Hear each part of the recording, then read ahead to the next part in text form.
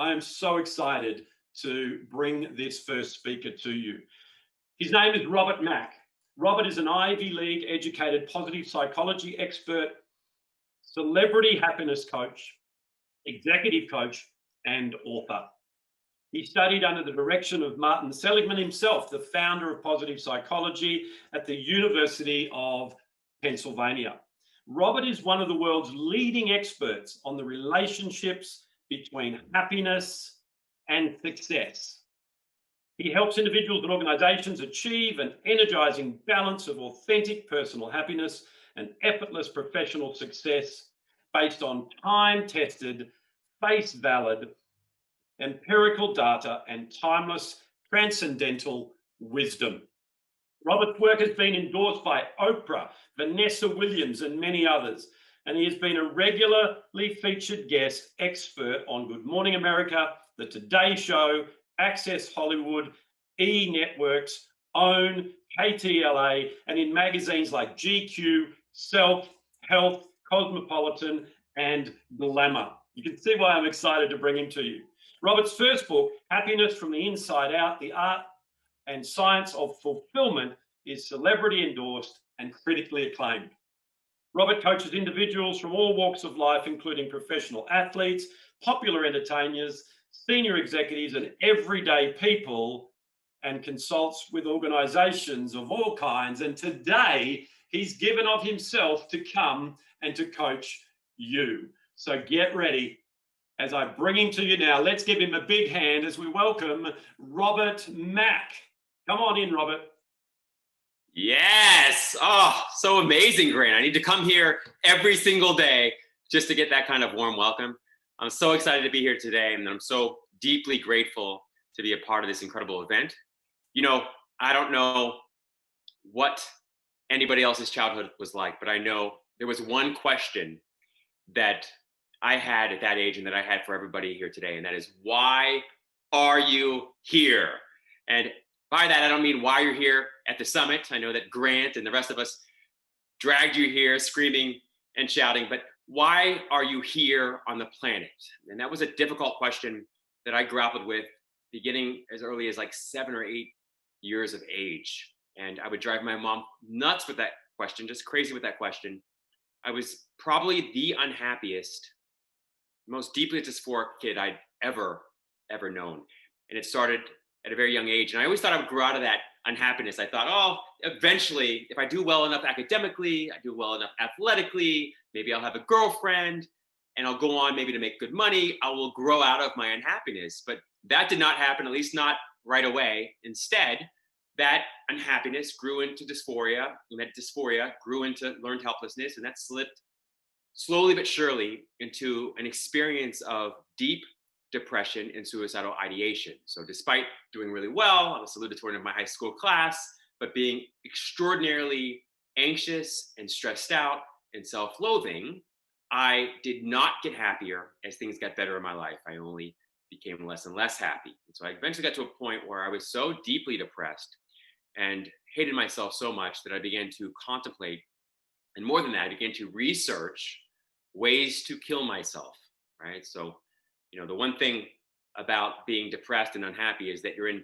so much pain that even when it comes to ending your life, you still want to avoid as much pain as possible. And so I went online, I looked for the least painful way I could find to kill myself. And as I began doing some research, I decided I was going to slash my wrist. And so after some thought, I went to the kitchen and I just picked up the first steak knife I could find.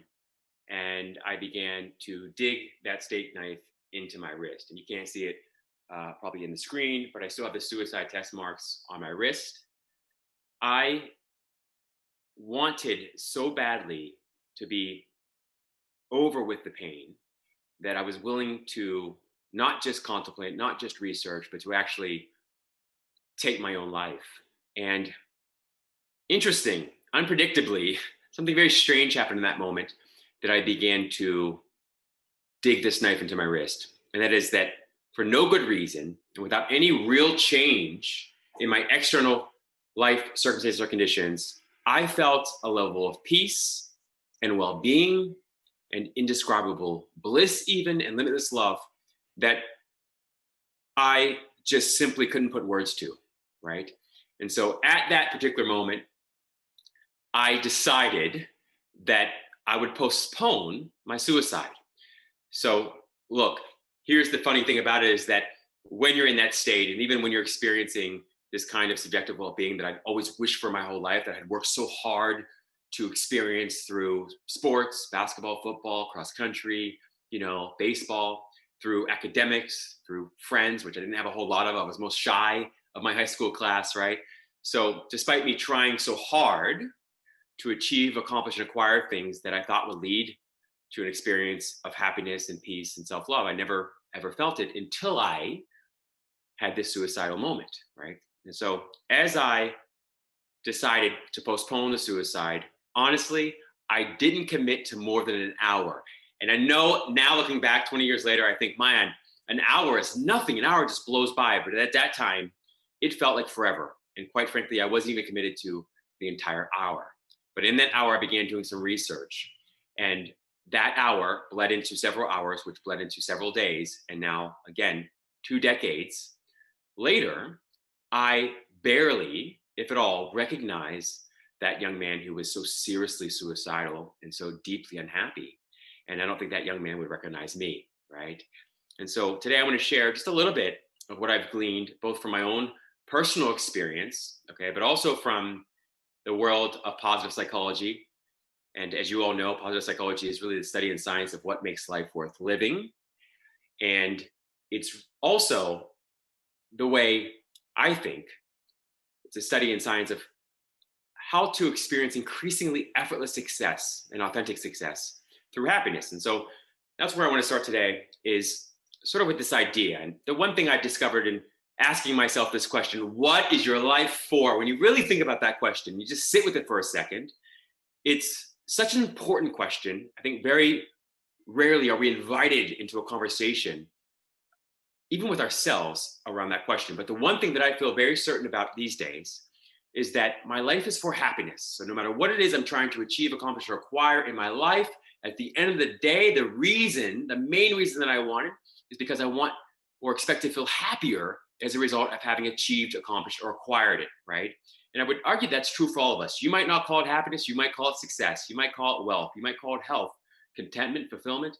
There are lots of words we can use for it, but at the end of the day, we're wanting a lasting, meaningful, and abiding experience of what I simply call happiness, right? And so the first point that I want to sort of drive home to all of us today is that happiness is the greatest success because it's what all success strives for. It's the highest wisdom because it's what all wisdom ultimately aims at, right? It's the highest health because it's what ultimately health really mostly deeply desires, right? So at any time in your life that you're trying to achieve, accomplish, or acquire something, you mostly want it because at the end of the day, you're hoping to feel better as a result of it. So that's the first point, is that happiness is the greatest success.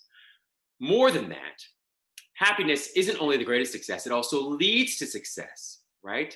And I want to always dive in there right away. But first, I want to disabuse us of some of these ideas that I think we're pretty clear about, but I think science helps to flesh it out, which is this idea that success, by and large, does not lead to happiness, right? So while happiness is the greatest success, success does not lead largely to happiness. And we know that because all of the traditional measures of success generally don't make people lastingly, meaningfully, and abidingly better off, right? So the first thing most of us think is, of course, money. And we all are pretty clear about that. I think that for the most part, if you're making above a level of subsistence, that here in the United States means about $75,000, additional dollars don't mean a whole lot. So you get less and less bang for your buck with each additional dollar over about $75,000. We call that the diminishing marginal utility of the dollar. And at some point you plateau, right? And so by and large, if you're not able to pay your basic necessities, okay, you don't have a roof over your head, you don't have clean water, money matters a great deal. But once you hit that point, it doesn't matter a whole lot. Well, we've let money go as a sort of hope and guarantee that it will allow us to experience the kind of happiness that we're after. Well, what about health? I think most of us think, well, certainly we're all happier and I feel much better and I feel like I have a much better shot at being happy if I'm healthy. And that is understandable and true to some extent. But by and large, health, believe it or not, is not highly correlated with happiness, right? That being healthy isn't highly correlated with being happy, right? Now, that being said, while objective health isn't highly correlated with being healthy or happy, subjective health is. So your perception of your health is highly correlated with happiness, right? So what else does not lead to happiness? So I think most of us would assume, well, certainly, loving relationships do, and there's some evidence there, and I'll talk about that in a second. But we sometimes go further than that, and we say, well, boy, getting married, having kids, that's definitely a goal and a dream of mine, and why should it not be? And I'll give you a couple of reasons why it may not be the end all be all, and I think most of us are aware of this. But when you get married, the first few months, that honeymoon phase, you get a bit of a bump in your happiness level, and it's not statistically significant, and it doesn't last for critically long, and before long you're actually returning to your baseline level of happiness. And so marriage generally doesn't lead to lasting, meaningful, and abiding happiness. The happiest relationships often consist of two independently happy people, right? What about kids? Well, all of us love our kids, and most of us wouldn't trade our kids in for the world, right? We just love our kids. We would die for our kids. We would live for our kids. And interestingly enough, kids are a little bit of a mixed bag, right, when it comes to happiness. And ultimately, the first kid actually causes a dip in your happiness score. Parents, I know, I'm so sorry to share that with you, but it causes a dip in your happiness score. And the second kid, on average, causes a statistically significant dip in your happiness level. And your happiness doesn't return to its baseline level until those kids leave the house, right? I mean, it's mind-blowing when you think about that. But any of us with kids are crystal clear about that. It's not that we don't love our kids. It's not that they're not incredible sources of joy. I mean, we call them bundles of joy, right? But ultimately, our kids come with a lot of stress and a lot of worry and a lot of responsibilities, and they're expensive, okay? And that's a testament to how much we value them, right? But that stress and that anxiety and that worry and those responsibilities can weigh very heavily on you. And it can, in some ways, compromise your happiness, right? So not kids, not health, not wealth, not marriage, right? And so by and large, these things don't matter. What about getting older? Well, we do know that as you get older, you actually tend to get happier, believe it or not. You experience fewer highs, fewer lows, and generally continue to trend upward. So age actually works in the reverse way that most of us think about it. Most of us think of those old grumpy people, but that's just simply not the case. Most folks get older because they're somewhat more emotionally regulated as they get older, right? So not health, not wealth, not marriage, not kids, not age, right? So then the question becomes, not only is happiness the greatest success, and not only does success not lead to happiness, but in addition to that, happiness is or does lead to increasingly authentic and effortless success. So what do we mean by that? We mean, at the end of the day, happiness improves your life outcomes, your circumstance conditions in practically all and every way, right? And so let's provide a little evidence. So in terms of wealth, we do know that folks who are happy first without all the money tend to attract the money more easily, more quickly, more efficiently, effectively, and more efficaciously.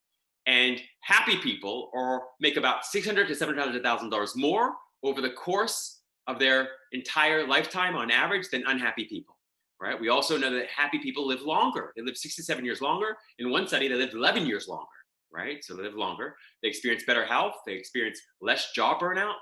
More than that, if you care about love, you'll definitely want to care about happiness, because happy people tend to get married earlier, stay married longer, and are happier in all the relationships, whether they're married or not.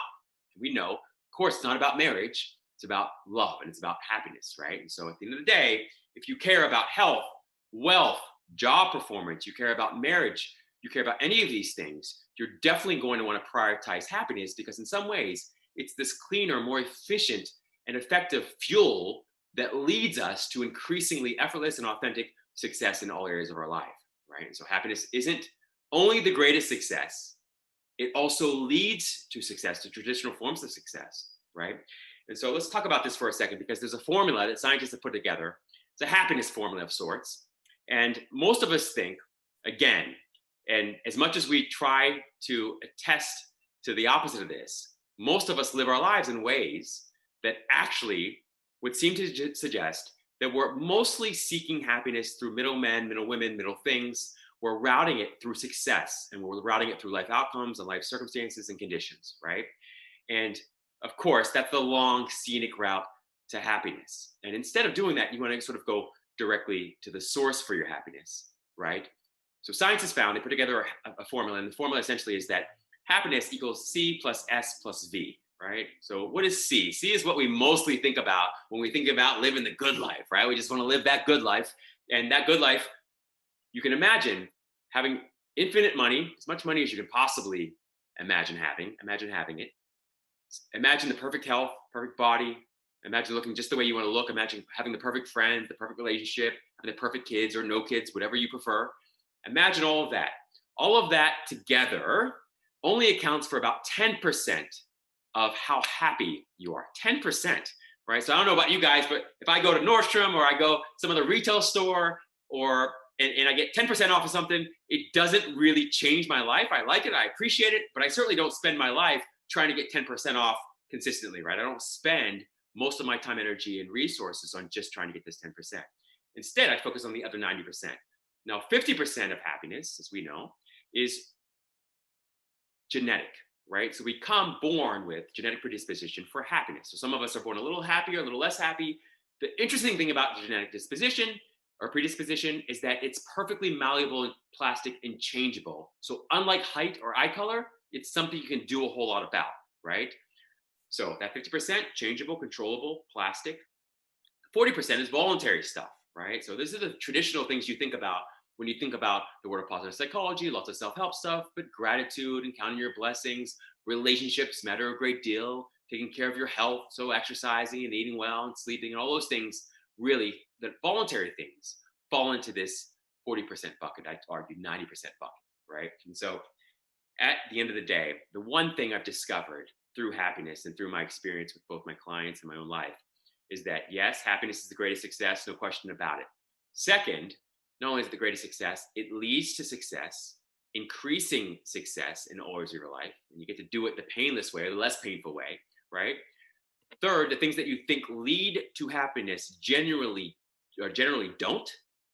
And these other things, these voluntary things do, right? Now I want to offer one more caveat before we sort of dive a little more deeply into sort of tips, tricks, and tools for living your happiest life possible. And that is this idea that happiness is selfish. So I know growing up, I struggled with this, man. I really struggled.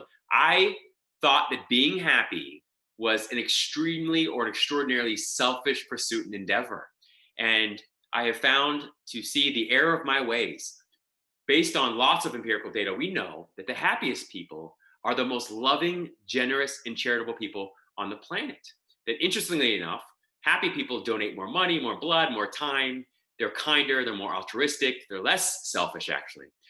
And that being said, there's this positive feedback loop, which means that when you also take any of those actions, right, you donate energy, you get outside of yourself sometimes and do things for other people, that also increases your happiness. And so there's this incredible positive upward spiral when it comes to happiness and it comes to generosity or being loving. And so the way I put that is this, that happy people are the best lovers, no question about it, because they're the most loving, but also the most loving people, the greatest lovers are also the happiest, right? And so kind of keep that in mind. One piece of additional data I just want to share with folks there.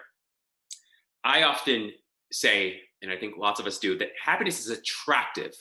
And I mean that both literally and figuratively, right? So literally, we've seen the ways, or figuratively, we've seen the ways in which it's attractive. It attracts greater success, better health, longevity, relationships, all the good things, right?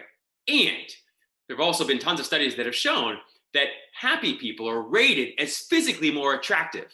Now hear that right, because often the way we hear it is, if I can just become more attractive, I'll be happier. But it actually doesn't work that way. If you can get happy without necessarily being as attractive as you think you are, people will see you and perceive you and experience you as much more attractive, right? So they show people a picture of you when you're not particularly happy, and then they show people a picture of you when you've got an authentic Duchenne smile, and boom, everybody says, man, that picture of that guy or that woman smiling, that's just, a really attractive person, or a much more attractive person than the alternative, okay?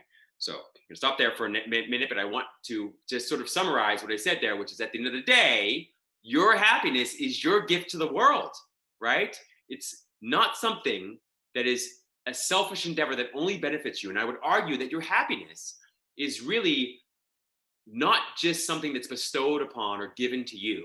It's something that you are almost obligated to share with the world, right? So when you hold on to your happiness and you enjoy it for yourself for its own sake, we call it happiness. So when it's ingoing, I call it happiness. When it's outgoing, when you become like this rain cloud and you fill yourself up with so much love and peace and joy that you simply can't contain it anymore, and you have to rain down on the entire planet and all the living creatures on the planet in an indiscriminate fashion without an expectation of reciprocity, that peace and that love and that joy, simply to unburden yourself, simply to relieve yourself, that's when I call it love, right? So happiness and love look like two separate energies or two different phenomena, but really it's one energy appearing in two different ways, right?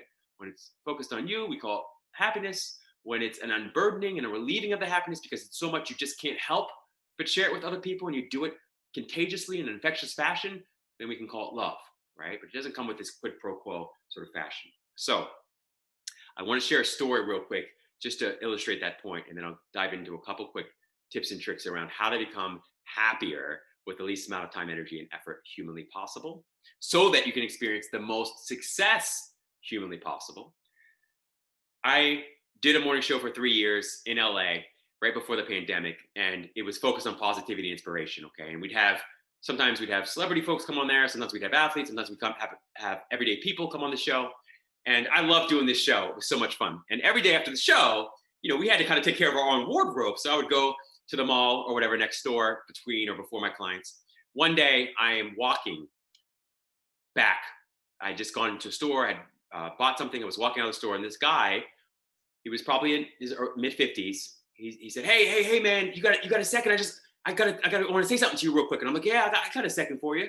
And he says, oh, I just want to, really express some appreciation. I love what you're wearing, man. I just love this look. And where'd you get this look from? And I think, oh man, that's so nice. So, grateful for you sharing such kind words with me. And I said, oh, I got it here and there. And he said, oh, what do you do? Why are you dressed always in a blazer or whatever? I've seen you a couple times before. And I said, oh, I do this morning show or whatever. And he said, oh yeah, that sounds really fun. And I said, yeah. He said, you seem like a happy guy. And I said, oh, wasn't always that way, brother. Wasn't always that way.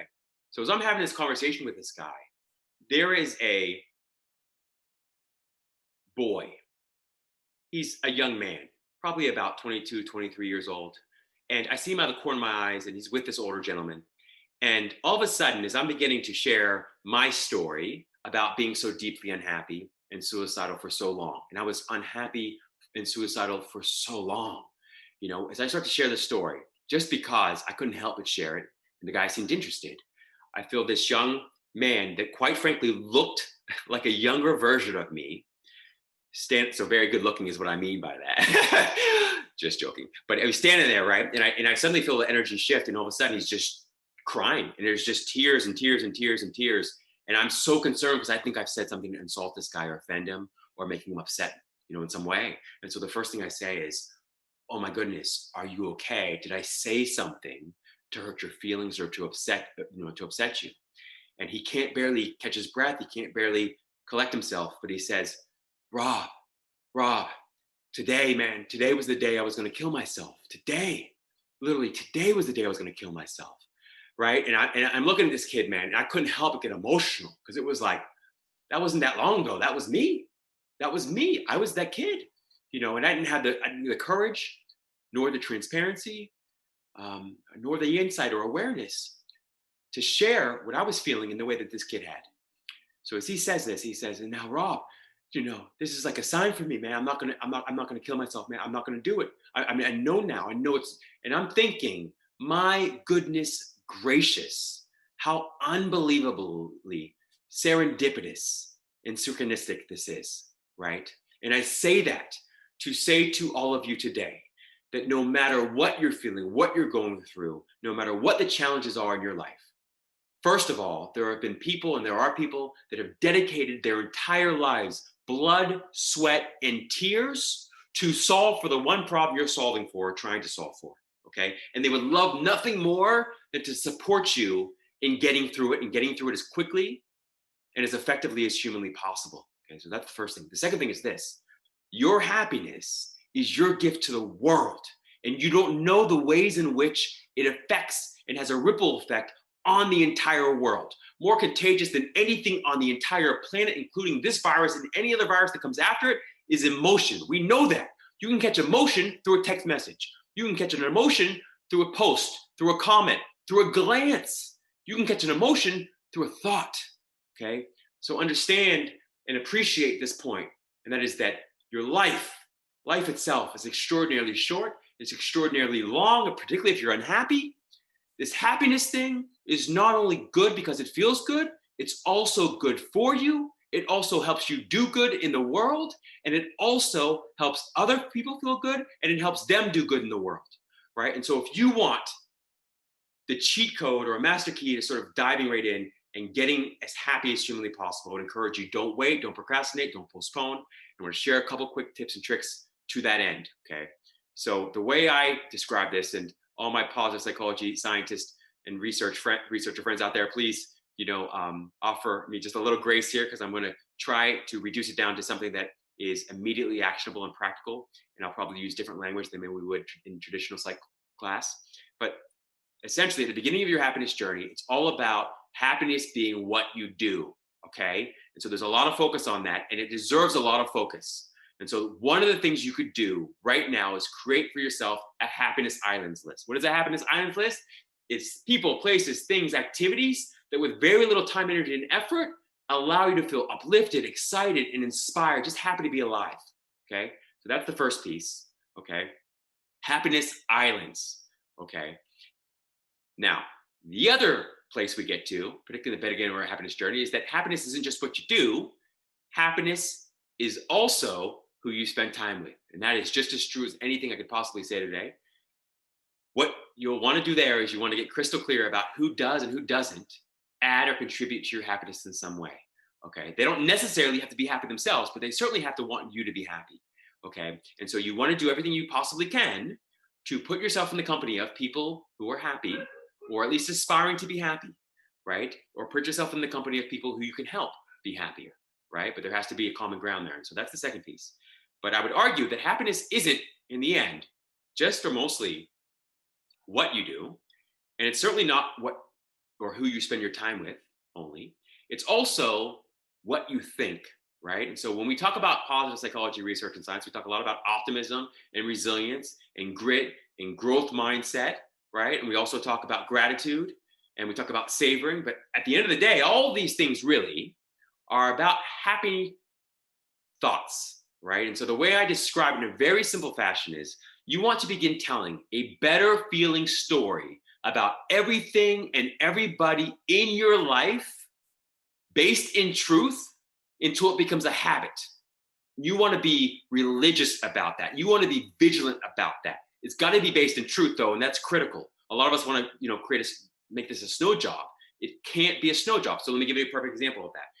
In the beginning of my happiness path and journey, I would simply start conversations with my favorite part about that was. It could be the worst experience, but my favorite part about that, or if I'm in a conversation with somebody else, you always want to meet them where they are and say, gosh, I will say that the best part of that entire experience is this, right? So these are little pivots, right? So you start to focus on what your favorite part is, the best part is. Another example is anytime, every stick is really, it's two ends to it, right? And so when you begin to tell a better feeling story based in truth, you're really doing simple things like this. There was a point at which I was sleeping on a yoga mat in a gym, and this was not long after I had published a book, okay? And I had a master's degree, so I was perfectly employable, I thought, in my own head, but that wasn't the case at this particular time in my life. And I had $0, less than $0, because I had all that student loan debt. And I remember simply saying to myself, Rob, you're either going to live this happiness thing or you're not. And it's amazing when anything is life and death, particularly happiness, you get really good at it really quickly. And one of the things I began doing right away is saying, I can either talk about and torture myself with the idea that I have $0, which is true, or that there's only up from here. I can only go up from here. Or I'm wealthy in all kinds of ways that dollars cannot measure, which was perfectly true, right? And so that's the sort of third part about it. But I want to go deeper, and I'll keep this short, but it's probably the most important thing I'll say this entire conversation today. And that is, happiness isn't just what you do. Happiness isn't just who you spend time with. Happiness isn't just what you think. In fact, I'd argue that happiness is not what you do. Happiness is not who you spend time with. Happiness is not what you think. Happiness is what you are. Now, this is where I'm going to take a bit of a detour from where traditional positive psychology will offer evidence. But at the end of the day, okay, I have found without question, I am at my most blissful when my mind is quiet. It's cool, composed, and quiet, okay? When I experienced that suicidal moment and I dug the knife into my wrist and I experienced that indescribable bliss and joy and love and overall subjective well-being, despite external circumstances and conditions not having changed, what was the difference there? The difference there was that for once in my life, in my entire life, my mind was perfectly quiet. And I was present in a way that I had never been present before. There were no problems in my mind. There was no future. There was no past. There were no concerns. There was no plotting, planning, scripting. There was none of that. There were no desires. There's no fear. There was simply quiet. And in that silence, in that stillness, was perfect serenity. And so one of the greatest, most transformative tools I've ever discovered in my life, in my young 21 years of life, has been what I call simply a micromeditation. You've probably heard of it before. I'm going to describe it a little bit differently because when I was going through my happiness journey, I read every book on the planet. I was reading a book a day, not because I thought it was cool or I was super studious, but because I was desperate. I read every book and I tracked everything. And I tracked and kept what worked and what didn't, I got rid of. So in that experience, as I'm tracking things, I, over time, practiced all these things I just mentioned. And I found something called a micromeditation. A micromeditation is simply one breath that you take as frequently as humanly possible throughout the day with no other goal than to simply enjoy that breath. And you take it from the stomach and you let all your thoughts go. The first meditation course I ever took was torture. I thought I had a panic attack, was gonna have a panic attack because I simply couldn't do it. It just felt so anxiety provoking for me. And I found that an hour was too long, 30 minutes was too long, 5 minutes was too long. One breath, anybody can do. So I promise if you do this one thing, if you breathe from the stomach, you're going to induce the relaxation response, which will slow and reduce the amount of cortisol and adrenaline that's blowing through your body, right? So you're actually, believe it or not, you lose weight that way. You sleep better that way. You're less stressed and anxious that way. The less stressed and anxious you are, the more access you have to psychological capital and emotional capital and resources, meaning you're more creative, efficient, effective as a thinker, as a performer. It also allows you to get in a flow state more consistently. That's how you become Michael Jordan or Kobe Bryant, and you score 60 points or 81 points. But the idea is a micromeditation. At the deepest level, sometimes I just simply call it practicing the presence, because you want to go beyond the body and you want to go beyond a focus on the breath, and you want to be able to dial into the peaceful aliveness that's inside your body now. And here's where I'm going to wrap it up, because I want this point to really get driven home. Every case of unhappiness is a case of mistaken identity. Every single case. There are no exceptions to that rule. How do I explain that? Very simply. If and when I am identified with anything external to me, a life condition or circumstance that I know, that we all know, is ephemeral, we're screwed. If we want lasting, meaningful, and abiding happiness, but we pin it to things that are always changing or evolving, there's no way to be happy. If I identify myself, or I pin my happiness to anything that comes and goes, I'm in trouble.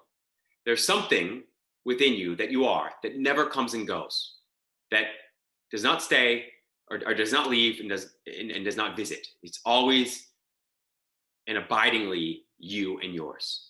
I simply call it life. That same life intelligence, okay?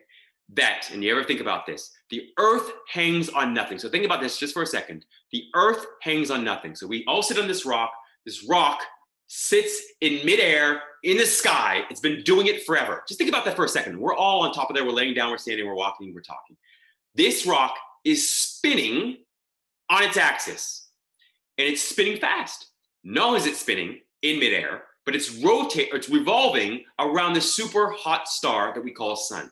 It's just far enough away from the sun to not have us freeze, and not just close enough to not have us burn up, okay? That same intelligence, whatever you want to call it, I simply call it life, you can call it God or source or spirit, that same life intelligence is the intelligence that keeps your heart beating, that keeps your lungs breathing, that allows your brain to orchestrate it all. Whatever that life intelligence is, it is not something that comes and goes. It's something that's been with you your entire life, right? And that, when you take a micro meditation or enjoy a micro meditation, remember the point is to enjoy it, not to get good at it. If you try to get good at it, you won't get good at it. The way to get good at it is to not try to get good at it, but instead to enjoy it. As you practice this micro meditation, at some point you can take it deeper and simply feel in to the peaceful aliveness in your own body, right? That is what I call practicing the presence. Presence, for me, is the master key to happiness, and happiness is the master key to success. So thank you. Wow. I was just writing down some notes, a last note here. I've been writing so many notes. And hey, if you've got some questions for Robert, please pop them in to the chat box so that I can see them, and we'll be able to get those answered. So there was so much in that, and people in the chat box are just going, wow, this is deep, this is fantastic.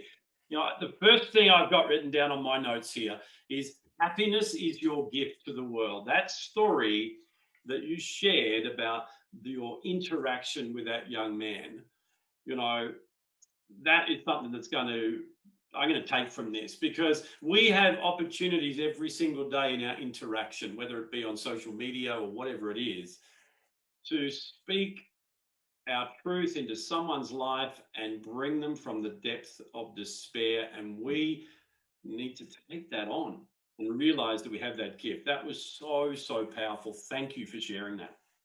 Thank you, Grant. That's powerful, brother. I really appreciate that. And by the way, you have the most infectious energy. You know, I love that about you. Yeah, hey, and that's the thing too. It's not about being perfect. You know, I'm not always up, right? And that's okay too. I love how you believe the same thing. It's not about being up all the time. You know, and I was writing down the last thing just as you were finishing, and I'm just going to go to that while I remember, because I've got grey hair and I'm getting old and I do forget things. It's like, instead of trying to get it right, enjoy it. That's my new mantra for the day. I love that. That is perfect. Love it. I love you sharing that, Grant. It's interesting. I remember coming upon this term, blisscipline, right? Like, my whole life I'd been very disciplined, but at some point I realized I was becoming even more disciplined than I was before, but it was different. It wasn't as painful because I had made a commitment. If it's not fun, or I can't make it fun, I'm going to try not to do it. But then I discovered you can make most things pretty fun. Add a little music, the right people, maybe get rid of the wrong people. But it's amazing the ways in which you can enjoy things more deeply, and as a result of that, be more successful. Yeah, love that. Hey, before I go into my thoughts anymore, I'm going to just check in here. We've got here. Okay, so they're just comments, so hopefully you can speak to them. Thinking patterns are different in every individual. I think that happiness comes from satisfaction. Yeah, that was the conversation I was having with someone, that I wasn't quite understanding what Tahira was saying, and I was asking her whether or not is that contentment, but then she's just brought it back. So thinking patterns are different in every individual. How would you speak to that, Rob? Yeah, it's a great point. You know, and it's easy to begin to getting lost in semantics a little bit, right? So if we're talking about from a strictly scientific perspective, when we talk about life satisfaction, it's mostly about conditions, circumstances of your life, you know, and those things matter a great deal, right? Your quality of life, so to speak, or your standard of living, things of that nature. And so when we talk about, let's say, subjective well-being, or even positive affect, we might be talking about something slightly different. I would say that when it comes to thought patterns, that's true. Ultimately, you know, we all have slightly different thoughts. They're not as different as we like to think they are. You know, the interesting part, what we all share in common, is we all seem to share an addiction to thinking, even when, and especially when, we don't need to be thinking as deeply or as incessantly or as impulsively, right? And so that is actually much more important than the thoughts you have in your head. If you're obsessing about the kinds of thoughts that you have in your head, that in of itself is a problem. But the greater problem, the deeper problem, is that we take ourselves to be our mind, right? So we have a mind, but we're not our mind. We have a body, but we're not our body. We're something that's aware of the mind. We're something that's aware of the thoughts. And when you have that realization and it's something that's visceral, not just something that's intellectual, it changes the whole game. It's kind of like riding around for days in your beautiful Range Rover, your Maserati, your Ferrari, whatever car you have. At no point in time do you ever mistake yourself for the car. When you go to the gas station or you get home, you step out of the car and you are able to observe, oh, there might be something wrong with the car, but it doesn't mean there's something wrong with me. And you don't personalize it and invest your identity in it. That's sort of the difference between a deeper experience of what I'll call happiness and sort of a surface level satisfaction, right? Satisfaction is like, do I like the way things are going? Do I like the way people are going? Do I like the way my mind is going? Well, the truth is, your mind is always going to be going in certain directions in ways that you may not love, you may not appreciate. But can you step back and non-judgmentally experience and observe it from a place of dispassionate detachment, kind of the way you watch clouds in the sky? That's the difference. And if you identify as your thoughts, you will have thinking problems and you will have psychological problems. If you identify as your emotions, that's where emotional problems come. If you identify as awareness itself, no problems. If you identify as presence itself, no problems. I love that. I love that. Yeah, look, I always talk to people about the fact that what you do is not who you are. And that's where a lot of people, get wrapped up in what their job is and whatever. And when they lose that job, then that becomes a problem because they feel they've lost their identity. So that's awesome. So I've got a couple of other questions here. Praise says, practicing the present means staying focused in the present too, right? That's a question there. If yes, how do you stay off hard, long on hurting past? Yeah, so practicing and being in what I'm reading into that, practicing being in the present. How do you do that? By leaving the past behind?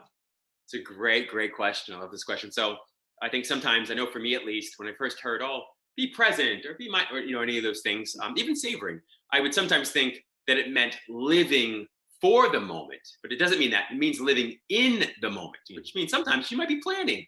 You might be doing something that's, meant to set you up for the future, or you might be in certain moments reflecting on the past, but you're aware that you're reflecting on the past. You're aware of it. You're not lost in this mind stuff. And so if you've experienced serious trauma in your life of any kind, of course you want to have or approach, and get help from the proper professionals on getting some of that trauma work, done and sort of sorted out.